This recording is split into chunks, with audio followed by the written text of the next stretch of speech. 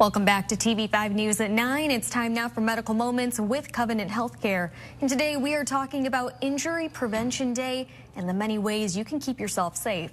Joining us this morning is Laura Walker, registered nurse and Covenant Healthcare's Injury Prevention Outreach and Trauma Education Specialist. What a title. Laura, good morning. It's a mouthful. Good morning. How are you today? Good. How are you? Good. So we are talking injury prevention, so important. Why is talking about this important?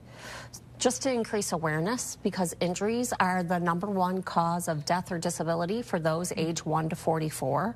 So when you think of it that way, it's not only the financial, it's the emotional impact that injuries have on our society. And what are the most common injuries people experience at home, and how can we prevent them? So when we look at the top mechanisms of injury, we'll look at adults and children, or pediatrics as we refer to them as. Falls are the #1 cause of injury. So when you're talking about falls to a 70-year-old, you talk one way, and when you talk about falls with a 4-year-old, you talk about it in another way. That's so Other most common injuries, motor vehicle accidents. Then usually it's gun violence or some type of mishap with a gun. And then ATVs, or all-terrain vehicles, are a big indicator of injury in the state of Michigan. Well, definitely a very broad topic, but Laura, what are some simple steps we can take to keep children safe from accidents? We'll start there. All right, so we talk about primary, secondary, and tertiary prevention. So primary is we stop it before it ever happens, and then secondary is we detect things that could potentially lead to dangers and put safety measures in place, and then tertiary is what do we do afterwards. So some injury prevention things that we look at are anything that would occur in your normal everyday activity. Yeah, kids playing outside too. Yeah, right. So yes, kids playing outside, having fun. We want people to have fun. We don't want people to live in a bubble, but we want you to be cognizant of what's going on. Think about safety measures you can put into place to prevent some injuries from happening.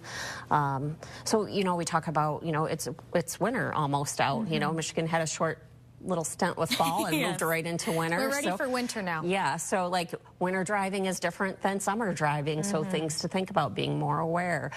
It's really, injury prevention is being more aware of your surroundings and having fun, but doing it safely. Very much so. And when it comes to the workplace, I'm sure you get this question a lot. How can employees prevent workplace injuries?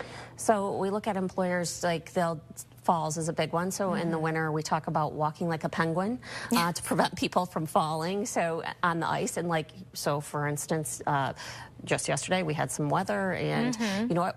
We weren't ready for the roads to be slippery, or we weren't ready for the sidewalks to be icy. So once again, being prepared.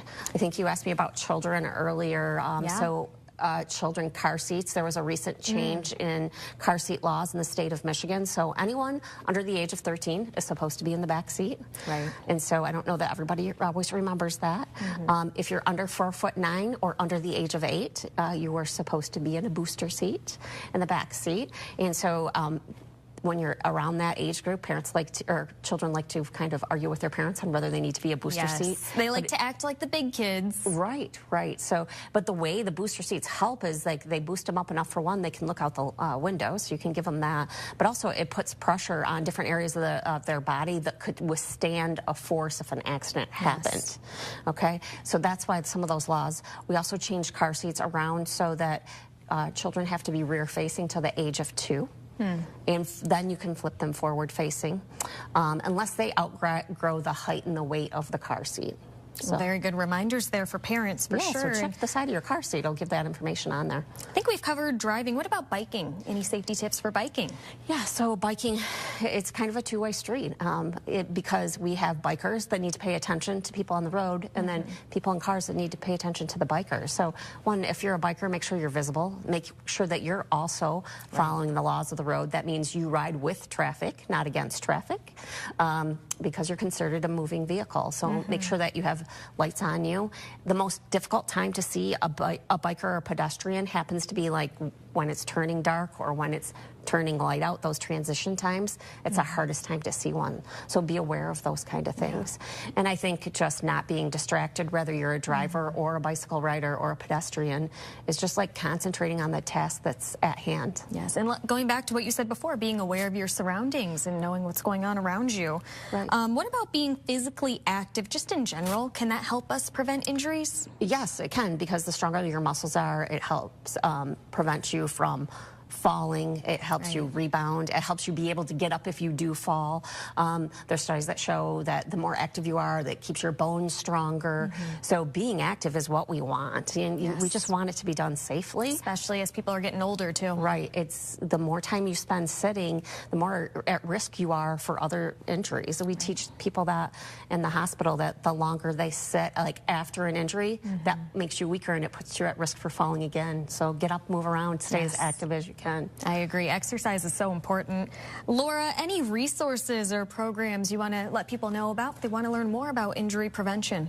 So there's lots of resources online. You know, you can go to your CDC, safekids.org.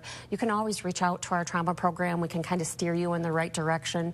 We do offer free classes through Covenant Healthcare to prevent injuries in our community. And what kind of classes might those be? So we do some fall prevention classes. We do things with distracted or driving under the influence. We do some classes on fall and stop the bleed.